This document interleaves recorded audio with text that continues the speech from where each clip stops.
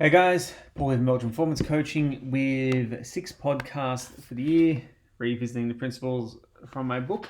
The third nutrition principle that I talked about in this book was habit-based coaching. So for any kind of plan to work, it needs to be habit-based and sustainable. So we just quickly flick through it because I just lost my page. Basically, the gist of the ideas at this point in time and how I applied this was habits allow our clients to succeed on autopilot because they don't have to think about what they're doing every single day. Goals are nearly useless in the absence of behaviors that allow you to succeed. Habits, we need to understand the cue, craving, response, and reward model, which is taken from James Clear's awesome book, Atomic Habits, and learning how to change each stage to create a new habit or break a bad one is a process of the cue, the craving, the response and reward, and working out how to work with each event. So over the last year of coaching and working with the principles of habits, it became, and studying them a little bit more. So I studied BJ Fogg's Tiny Habits, Charles Duhigg's again, he's The Power of Habit. Reread a lot of the habit literature as well. And it's very interesting. There's lots of ways that you can go about it. There's lots of ways that people succeed faster and slower. There's sometimes when people change their habits literally instantly. Like, for example, my brother quit smoking over one day, and he was a 2-pack a day smoker, which is a habit that is incredibly hard to break. So how I've changed this year is, yes, I did write goals suck in the absence of having habits in place. So what I do now is I still do encourage clients to set goals. Like this year, I've encouraged people to set resolutions. It's now looking at the habits and then starting to break down a little bit more of what skills you require. So similar to how I've kind of evolved the approach of client-centered, where we have to not only get the client to be involved in the decision-making process, but get the client involved in learning more and upskilling their own nutritional knowledge. What I've done now with habits is starting to look at education and developing the skills that people need to actually become the person that they want to be. So for an example would be, if someone's nutrition is, that's their goal, they want to change their nutrition, they want to get better. So they might come up with the habit of eating 5 serves of veggies a day. Okay, that can be something that can happen. Doesn't happen all the time, but it can. So they've come up with that habit. Fantastic, cool. Do you know how to cook? No. Okay. How are you going to eat your 5 servings of veggies a day? Oh, I haven't thought about that yet. So it's something that can be very, very achievable, but are you able to do that? It's actually asking, when I come to questions, are you ready, willing, and able? That's how I find out if the goal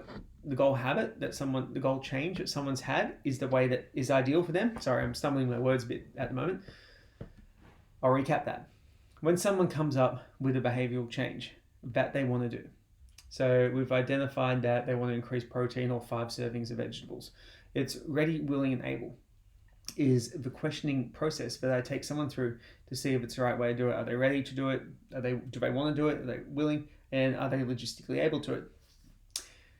What I've done recently is spend a lot more time working on the able part of it to make sure people have the skills to do this.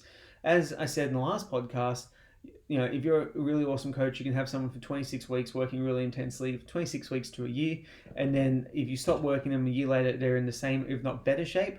That means that you did a really good job. And the difference point with that is that you gave them the skills, the knowledge, and the ability to be able to make that change a permanent fixture in their lives. So it's looking at what skills do your clients need to do this. And a lot of time in nutrition coaching, a lot of it is skills based. Not a lot of people can cook compared to what they used to be, and things like Uber Eats and Menulog and My Muscle Chef meals and all these other delivery services do make it easier for us not to eat and not to cook as much and not to lose food preparation skills. Plus, we also have a deficit of time. Now, a lot of people got really good at baking bread recently over the last year of COVID, but we need to look at every kind of habit that our clients are doing and seeing if they have the skills to do that. So again, the change I've made to this one, and I'll reiterate this from the last podcast, is that a lot more of the coaching that I'm doing now is looking at educating clients on how to do things and giving them the tools to do stuff so then they can make better choices from there. Because if someone is better at cooking, for example, just to stick to this example, they're better at cooking, it takes less time, they realize they save money, they realize they can make food taste better and be better for them. Really easy for them to get really awesome results. Right? If someone cannot cook at all and refuses to cook at all, it's going to be very hard for them to get results. Sure, they can order food from meal delivery service, but they do get boring pretty quickly. So sticking to the plan becomes quite problematic for most people. So all these skills, the other thing that goes, skills, do they have the resources there to do it? So for cooking, do you have like pots, pans, knives, all that kind of stuff? So again, it's not just going, all right, cool, this is the habit, let's stick to it. It's making sure that all the underlying small factors that can make this habit a breeze versus making it quite difficult are in place for our clients so they can succeed. So what that means we need to do is we need to learn a little bit more about how to do these particular things and have some kind of checklist or some kind of service or some kind of ability to coach our clients with this and to help them succeed in that. So guys, thanks heaps for listening. See you soon when we start talking about mindset.